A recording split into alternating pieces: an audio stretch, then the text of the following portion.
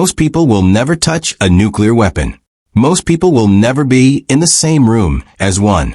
Most people will spend their entire lives never thinking about the physical reality of what a nuclear weapon actually is. Not a concept, not a political argument, not a headline, but an object, a thing that exists in a building somewhere, that was built by human hands, that is maintained by human hands, that could end civilization, and that someone has to take care of. That someone is a nuclear weapons technician, not a scientist, not a general, not a politician, a technician, a person who shows up to work in a classified facility and does a job that almost nobody knows exists with a level of precision and care that makes brain surgery look forgiving. They are not celebrated. They do not appear in movies. Their names are not in any public record. But without them, the nuclear arsenal of the United States would not function, and a non-functioning nuclear arsenal is more dangerous than a functioning one. So they show up every day, and they do the work. This is your life as a nuclear weapons technician. Let's start with what most people get wrong. When people think about nuclear weapons, they think about missiles, launch codes, red phones, submarines. They do not think about maintenance. But here is the reality. A nuclear weapon is a machine. Like any machine, it has components that degrade, parts that need to be inspected, systems that require calibration, materials that have a shelf life.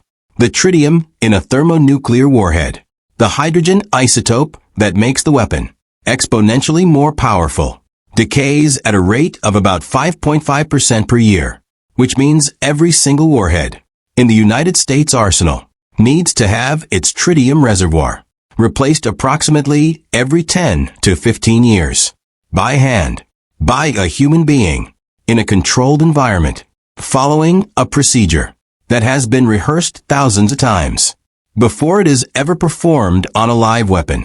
This is one of hundreds of maintenance tasks that nuclear weapons technicians perform on a regular basis.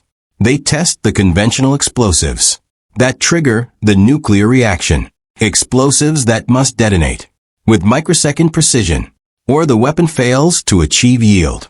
They inspect the electrical systems that carry the arming and firing signal from the delivery system to the warhead. They verify the environmental sensing devices that prevent the weapon from detonating under the wrong conditions. All of this by hand, by people, by men and women who were chosen for this work because they passed a selection process that almost nobody passes. Nobody wakes up at 17 and says they want to be a nuclear weapons technician. It does not work that way. You join the military. You score exceptionally high on the Armed Services Vocational Aptitude Battery. You are flagged, not by your own choice, as a candidate for a classified technical specialty. And then the process begins. Background investigation. The most thorough one you will ever experience. Every relationship you have ever had. Every country you have ever visited. Every financial decision you have ever made. Every person who has ever known you. Investigators will speak to people from every stage of your life that you have long since forgotten. They are not looking for perfection. They are looking for predictability, for stability, for a pattern of behavior that suggests you will do what you are supposed to do, no more, no less, under conditions that most people will never be asked to face. The psychological evaluation goes deep.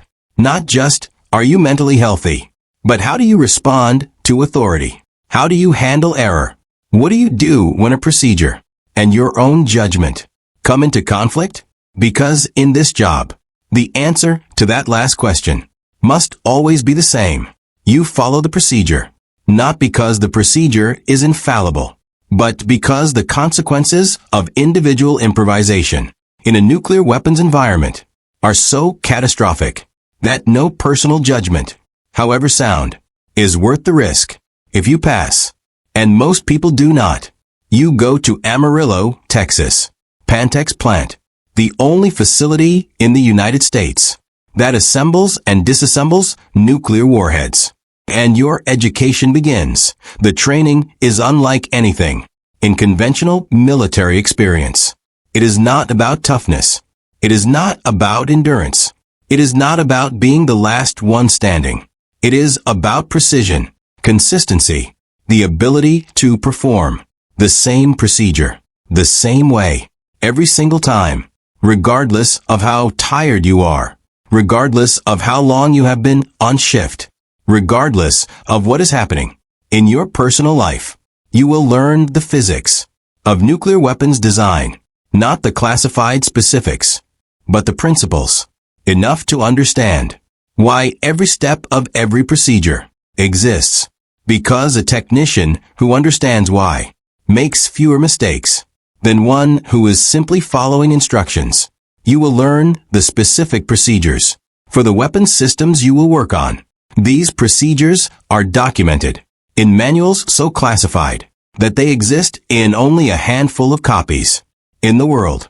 You will practice on mock-ups, training replicas of actual warhead components, designed to be indistinguishable from the real thing.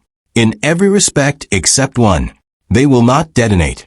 You will practice until the procedure is not something you are doing, but something your hands are doing, until the sequence of steps is so deeply embedded that nothing, not fatigue, not distraction, not fear, can make you deviate from it.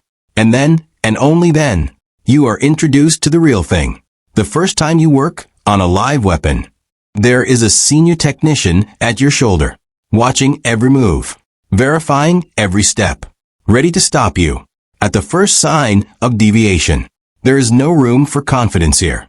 Confidence is dangerous. What is required is something different, a kind of humble precision that acknowledges the stakes without being paralyzed by them. The work itself is quiet.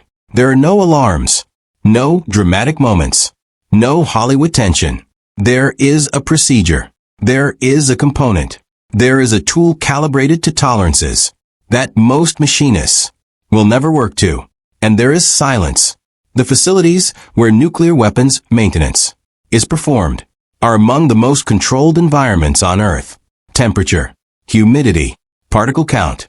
Every variable is monitored continuously because every variable affects the performance of the materials you are working with. You enter through multiple security checkpoints. You leave your phone, your watch, anything electronic that you did not arrive with outside. Two-person integrity is maintained at all times. The two-person rule, the same principle that governs nuclear launch authority, means that no single individual is ever alone with a nuclear weapon, not because technicians are not trusted, but because the architecture of safety in nuclear weapons work is built on the assumption that any single human being is capable of error. Two people see everything. Two people verify everything. Two people must agree before any step is taken. If one person makes a mistake, the other is there, not to judge, to catch. The work can be slow. Certain maintenance procedures take days to complete, not because the steps are complex, but because between each step, there are verification checks, waiting periods, quality assurance reviews that cannot be rushed. A senior technician once described it like this: you are working on something that the entire logic of peace depends upon functioning correctly, and you treat it that way every time, not because you are told to, because you understand what it is. Nobody asks this question. Nobody asks what it is like to spend years of your life in a room with the most destructive objects human beings have ever created. The technicians who have spoken about it carefully, within the limits of what they can say, describe something unexpected, not fear, respect, a deep, considered daily respect for what they are working with. That never becomes familiarity. That never becomes routine in the way that familiarity produces routine, because the weight of it does not diminish with repetition. If anything, it grows. The longer you do this work, the more clearly you understand what you are maintaining. And the more clearly you understand, the more seriously you take every single step of every single procedure. There is a term used in the nuclear weapons community, surety. It means, in plain language, the absolute guarantee that a nuclear weapon will perform exactly as intended and will never perform in any way other than intended. Surety is not a standard you meet. It is a standard you pursue, knowing that it is never fully achieved, that there is always one more check to perform, one more verification to run, one more potential failure mode to consider. The technicians who thrive in this environment are the ones who find meaning in that pursuit, who understand that their job is not to handle nuclear weapons. It is to be the last line of defense against a nuclear accident, against the thing that everyone who works in this field fears most. Not enemy action, not terrorism, a mistake outside the facility. You are a regular person. You have a family. You shop at the grocery store. You watch football on Sundays. You worry about your mortgage. You cannot talk about your work. Not specifically. Not in any way that would be useful to anyone who might wish the world harm. Your family knows you work with weapon systems. They know it is classified. They know not to ask. And you know, every day when you leave for work, that the thing you are going to do today is something that almost no one else on earth is doing. That the level of care and skill required of you exceeds almost every other technical profession in existence. And that when you do it right, which you must always, nobody will know. There will be no award ceremony, no public recognition, no moment where the world understands what it owes to people like you. There will be another procedure, another checklist, another day of doing the work that keeps the most dangerous objects in the world from becoming the most dangerous accidents in the world. Former technicians, those who have retired and can speak more freely about the broad outlines of their service, describe a satisfaction that is difficult to communicate to people outside the field. Not pride exactly, something quieter than pride. The knowledge that you were trusted with something almost no one is trusted with, and that you did not let that trust down. Not once. There are approximately 5,500 nuclear warheads in the United States arsenal. Each one has been touched by human hands, inspected by human eyes, maintained by people whose names will never appear in any history book. The safety of those weapons, the certainty that they will never detonate, except by deliberate, authorized command, rests not on technology alone. It rests on people, specific, carefully selected, exhaustively trained people who show up every day to a classified facility and perform procedures of extraordinary precision on objects of extraordinary danger. They do not do this for recognition. There is no recognition. They do not do this for the money. The pay is military pay. They do it because they were chosen, because the selection process found something in them, a quality of steadiness and care that most people never have to demonstrate, and gave them an opportunity to spend their professional lives doing work that genuinely matters in the fullest possible sense of that word. If this gave you a glimpse into a world that exists completely outside your awareness, subscribe, because next week we go inside another world most people never see. Drop a comment. Could you do this work? See you in the next one.